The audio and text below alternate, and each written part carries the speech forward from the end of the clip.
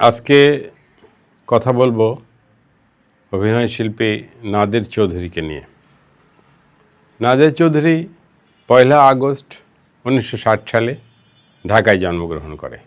সে একাধারে অভিনয় শিল্পী, একাধারে চলচ্চিত্র পরিচালক, একাধারে চলচ্চিত্রেও সে অভিনয় করেছে। নাদের চৌধুরী 1991 সালে বিটিভিতে অডিশন দিয়ে শিল্পীর তালিকায় অন্তর্ভুক্ত হন এবং ছোট ছোট কিছু চরিত্রে অভিনয় করে পরে একটি ভালো চরিত্রে অভিনয় করে 12 রকমের মানুষ।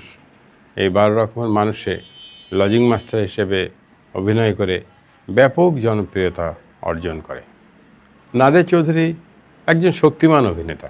নাদের চৌধুরী আমরা সিনেমায় দেখেছি শওকত আকবর, সিনেমায় দেখেছি আনোয়ার হোসেন, সিনেমায় দেখেছি খলিলুল্লাহ খলিল। এই ধরনের শক্তিমান অভিনেতাদের এখন খুব অভাব, কিন্তু ওই সময় ওনাদের অভিনয়ের কোনো তুলনা ছিল না।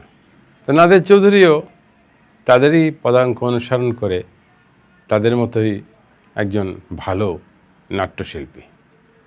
খুব সুন্দর সে নাটক করে, ভালো অভিনয় করে, জীবন্ত মনে হয় তার অভিনয়টি।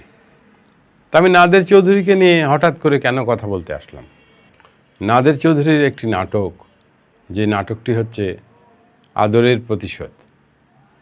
এই নাটকে অভিনয় করেছে মুশফিক আর ফারহান এবং তাসনুভা তিশা, দুইজনই খুব ভালো অভিনয় করেছে। তো এখানে একটি অভিনয় আছে নাদের চৌধুরীর, মুশফিক আর ফারহানের বোন সম্ভবত ক্লাস 7-8-এ পড়ে, তাকে তার বাসায় এসে তাকে পড়ায়। নাদের চৌধুরীর অভিনয়টা হচ্ছে একটি শিক্ষকের, উনি শিক্ষক হিসেবে পড়াতে আসেন। এদিকে নাটক হচ্ছে, নাটকের একটা পর্যায়ে দেখা যায় যে নাদের চৌধুরী ওই মুশফিক আর ফারহানের যে বোন, ওই টিনএজ মেয়েটিকে পড়ায়। একদিন বাসায় কেউ না থাকার কারণে মেয়েটিকে ধর্ষণ করে এবং তাকে মেরে ফেলে, কিন্তু সে অভিনয় করে যে সে কিছু জানে না। নাটকে তো এমন চরিত্র হতেই পারে, কিন্তু না, আমার চোখে এটা ভীষণ খারাপ লেগেছে। নাদের চৌধুরী যে মাপের শিল্পী, সেই মাপের শিল্পীর এইরকম একটি ছোট্ট একটা বাজে চরিত্রে অভিনয় করা কখনোই সাজে নেই। নাদের চৌধুরী ভাবলো কি করে যে এই চরিত্রটা তাকে নিতে হবে? হ্যাঁ, সবাই বলবেন যে আরে এটা তো নাটক, এটা তো কিছু না। নাটক তো ঠিকই আছে, কিন্তু মানুষের নাটক করতে করতে এক একজনের এক একটা ব্যক্তিত্ব তৈরি হয়। সব ব্যক্তিকে সব জায়গায় মানায় না। হ্যাঁ, আপনি অ্যাকশন নাটক করেন, আপনি প্রেমের নাটক করেন, আপনি হাসির নাটক করেন, সেটা আলাদা।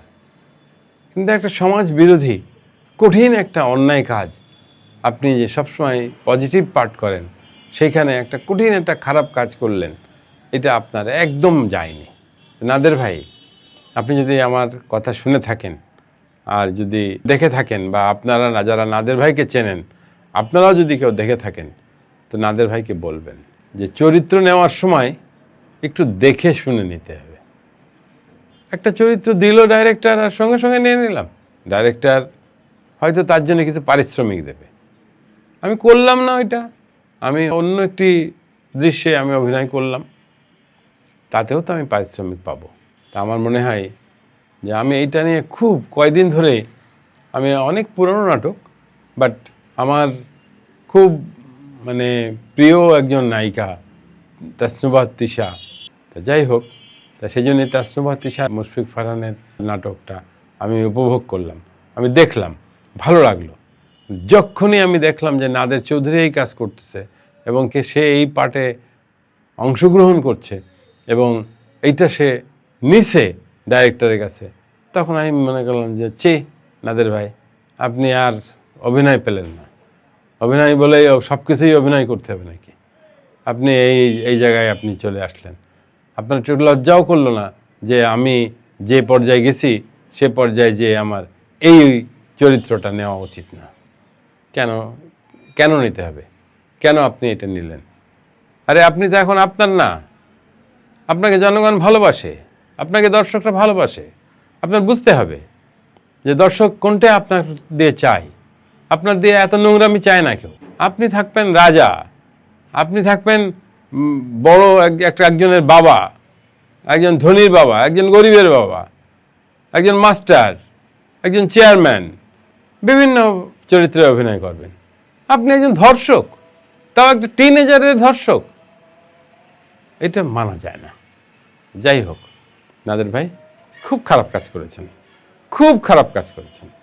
আর আপনি না জাসদ জাতীয় সমাজতান্ত্রিক দল করেন, আপনি না হাসানুল হক ইনুভাইট দল করেন, আপনি না নির্বাচনে অংশগ্রহণ করেছিলেন সিটি কর্পোরেশনে, তাহলে আপনি তো সচেতন ব্যক্তি, আপনি কেন এই কাজ করলেন? আমি আপনাকে বহুবার সামনাসামনি দেখেছি, কিন্তু কোনোদিন আপনার সাথে আমার পরিচয়ও হয়নি, আমিও ইচ্ছা করে আপনার সাথে পরিচয় করিনি। আমার প্রয়োজনও নাই, আমি পরিচয় করিনি, আপনারও প্রয়োজনও নাই, আমারও প্রয়োজনও নাই। আপনাকে আমি ইনুভার ঘরে বহুবার দেখেছি। হ্যাঁ, আপনি বলতে পারেন যে আপনি বাবা ইনুভার ঘরে কেন গিয়েছিলেন? আমি সবসময় যেতাম, ঢাকায় গেলেই ইনুভার অফিসে যেতাম, কারণ আমার আপন বড় ভাই আর ইনু ভাই ক্লাসমেট শুধু না, রুমমেট ছিল। ওনারা হোস্টেলে থাকতেন, রুমমেট ছিল, যার জন্যে ইনুভার পারিবারিকভাবে আমি ইনুভার সাথে অত্যন্ত ঘনিষ্ঠ, ইনুভার সাথে পরিচিত। পলিটিক্যালি না, আমি ইনুভার জাসদ করি না, আর জাসদকে পছন্দও করি না। জাসদের লোকও নেই সারা বাংলাদেশে, এক সময় ছিল স্বাধীনতার পরে। জাসদের লোক নেই, হাতে গোনা আছে, নাদের ভাই, ইনু ভাই, যশোরের রবিউল আলম, এরকম 5-7 জন আছে। তা এরা এই ধরনের দল করা আর না করা সমান। যাই হোক, সেটাও আপনাদের আদর্শিক ব্যাপার। আপনি একজন আদর্শবান মানুষ, আপনি একজন ভালো মানুষ, কিন্তু আপনি ওই জায়গাটায় একদম শেষ করে ফেলেছেন। এই কাজটি আর করবেন না। হ্যাঁ, আপনি আমার কথা কেন শুনতে যাবেন, এটা আপনার মনে হতে পারে যে বড় নাপিত এসেছে আমাকে বুদ্ধি দিতে, আপনার মনে হতে পারে।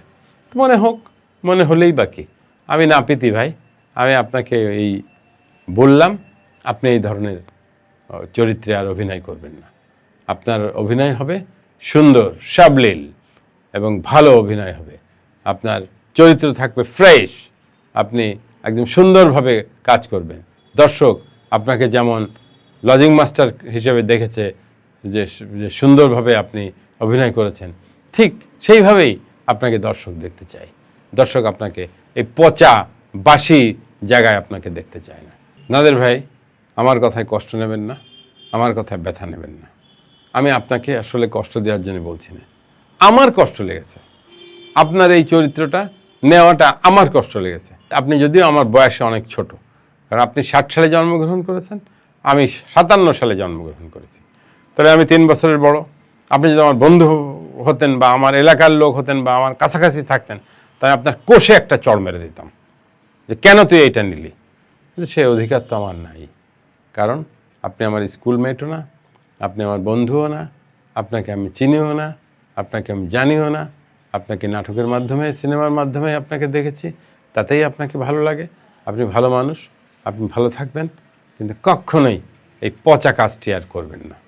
ধন্যবাদ নাদের ভাই, আপনাকে অনেক কিছু বললাম, আপনি রাগ করেন না।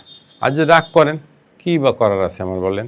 আপনি রাগ হলে আমার কষ্ট হবে যে আমার একজন ভালো একজন অভিনেতা, আমি যাকে পছন্দ করি, সে আমার পরে রাগ করেছে, আমার কষ্ট হবে।